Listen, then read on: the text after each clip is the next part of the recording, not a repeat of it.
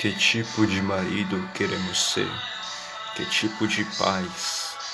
Que tipo de sogro ou genros queremos ser?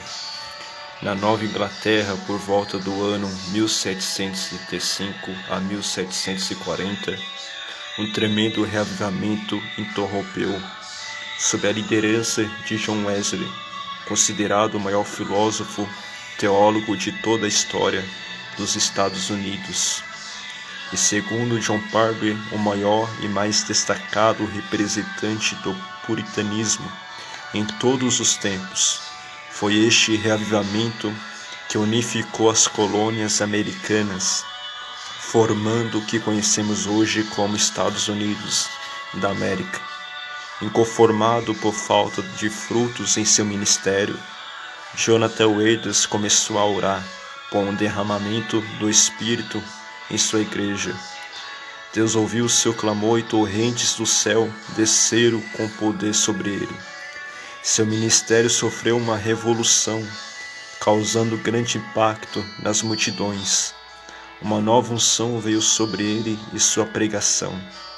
Quando proferiu o célebre sermão Pecadores na mão de um Deus irado, o auditório foi tomado de profunda convicção de pecado.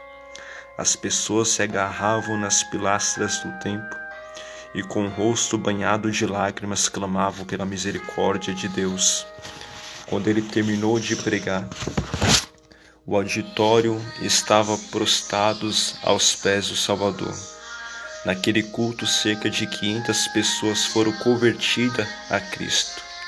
Milagres extraordinários começaram a acontecer, gerando dúvidas em alguns, ceticismo em outros e temor e quebrantamentos em não poucos.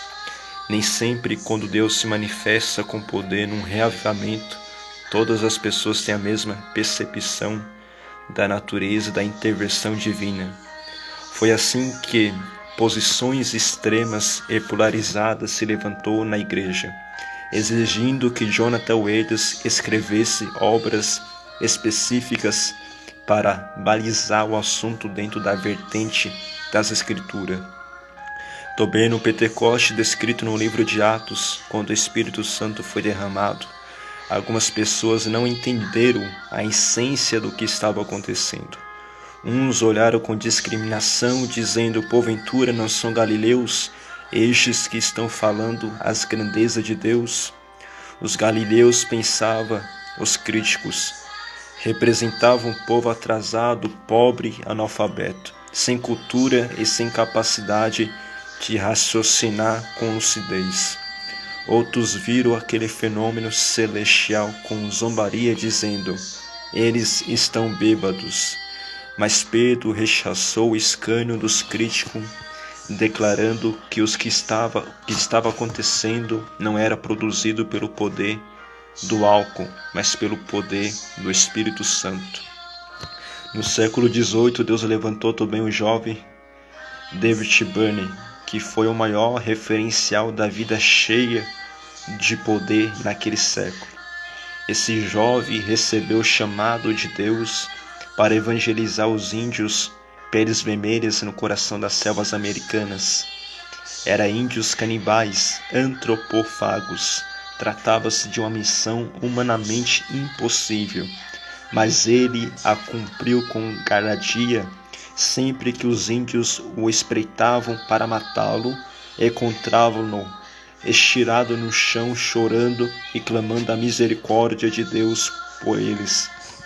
Tamanha era a veemência com que Burnett orava, que muitas vezes, mesmo ajoelhado sobre a neve, o suor brotava em sua face e molhava sua camisa.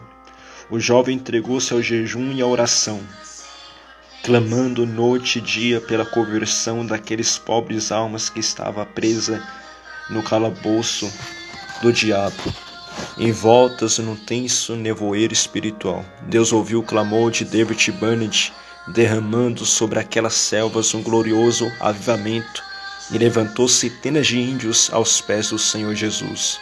O bravo guerreiro viu aqueles índios rúteis quebrantados e regozijou com a salvação que Deus lhe havia concedido. Tomou o jovem no campo de batalha, Morreu aos 29 anos de idade quando era noivo da filha de Jonathan Edwards. Seu futuro sogro disse que a experiência mais gloriosa que Deus lhe permitiu viver foi ouvir as orações inspiradoras de David Bunnett antes de morrer. Certa feita, quando perguntaram a John Wesley qual era a coisa mais importante na vida de uma pessoa para ser um bom pregador, ele respondeu: a coisa mais importante para alguém ser um bom pregador é ler o diário de David Bunnett.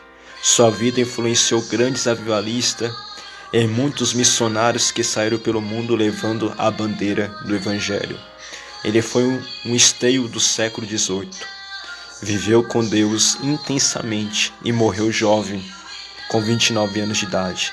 Mas seu exemplo reverbera ainda hoje. Que tipo de homem nós queremos ser? Que tipo de marido? Que tipo de sogro? Será que queremos ser como Jonathan Wesley, Jonathan Edwards, David Bunnett, John Wesley, homens que viveram totalmente entregue para Deus?